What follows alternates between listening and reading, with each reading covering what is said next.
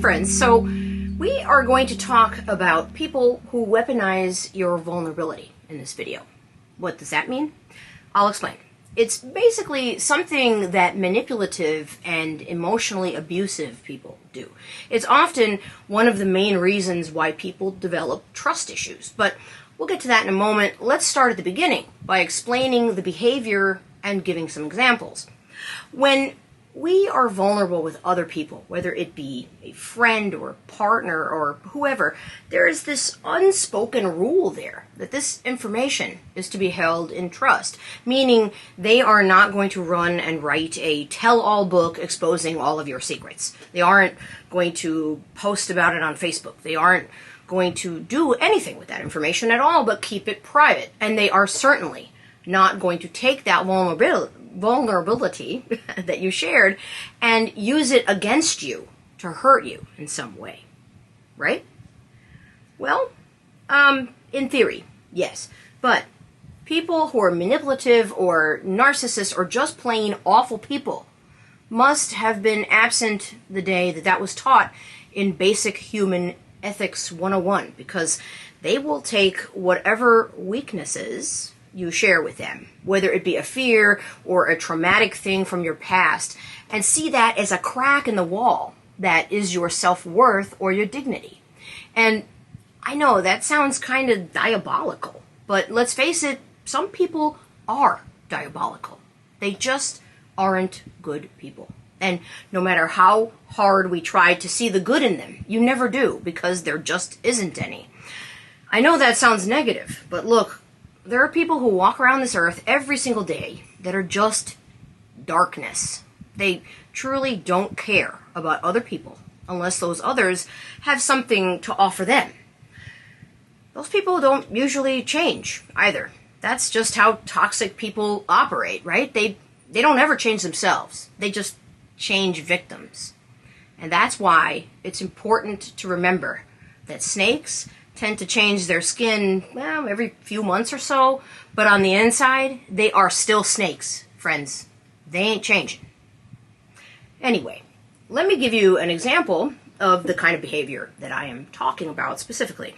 Someone knows you are sensitive about something, say your weight or your height or whatever, and whenever there's a disagreement, this is the first damn dagger that they throw at you, the very thing that you are most insecure about, because they know that it'll be a deeper cut. Now, does this happen in the heat of an argument just regularly? Of course, sure. But let's be honest here, friends, the things that people say out of anger, especially things like that, more often than not, they have been dying to tell you that. They just didn't have an opportunity and didn't want to be seen as blunt or rude. Another example, you go through the trauma of a bad relationship where maybe there was a betrayal of trust or an infidelity.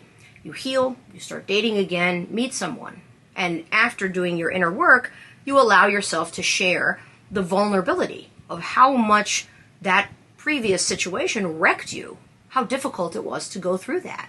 And the other person says what you want to hear. They swear they will never hurt you in that manner, they will never do that to you, and so on, etc., etc. And then later, what happens? They do the very same thing, or something worse, as if you gave them the damn blueprint on how to emotionally destroy you and give you even more trust issues. Mentally, it puts you back at square one sometimes. Would they have done that anyway if you did not share that vulnerability? Maybe. But the fact that you did, and they still made that choice, that's pretty effed up, to say the absolute least. And it says a lot about their true character. Just saying. And finally, this example from real life, my real life. I used to have a significant fear of being left behind, as in being stuck out somewhere and having no way to get home.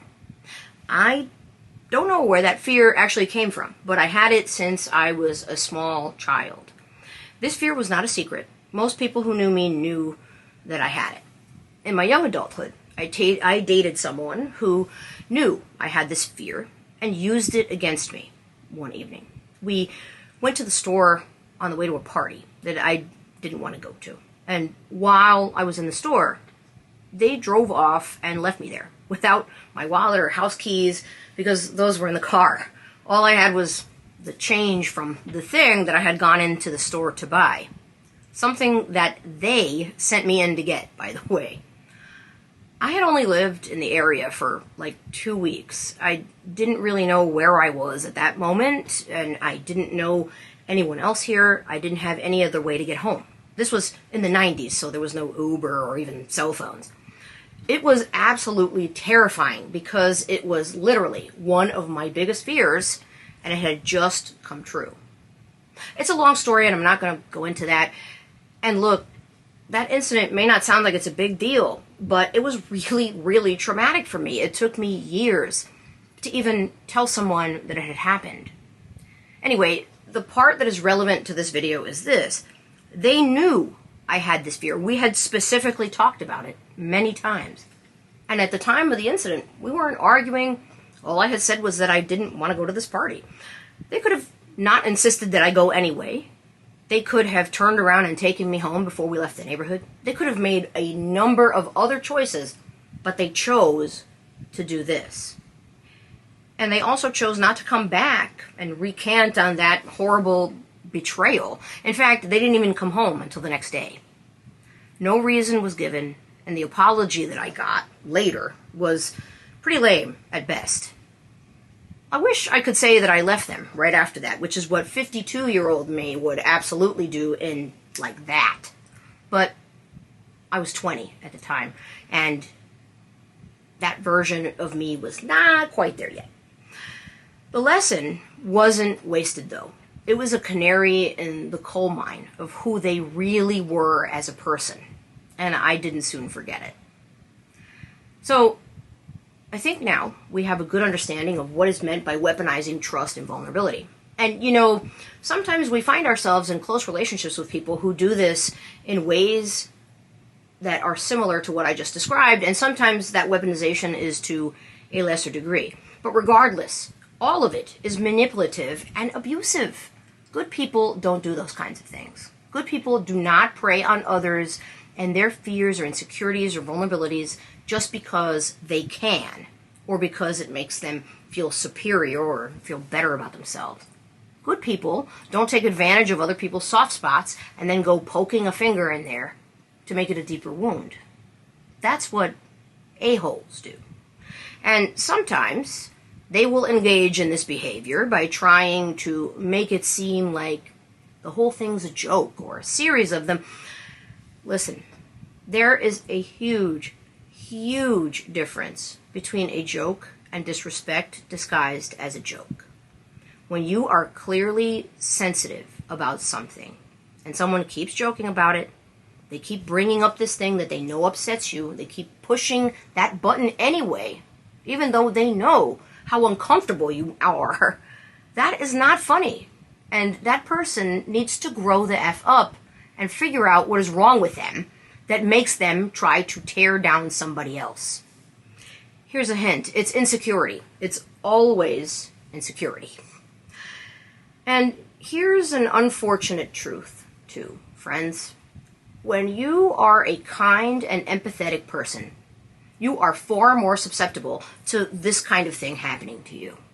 When you are someone who always tries to see the good in others no matter what, and you genuinely cannot comprehend when people don't have compassion for others, because that's your default setting, you significantly enhance your vulnerability to being attacked by emotional vampires like that.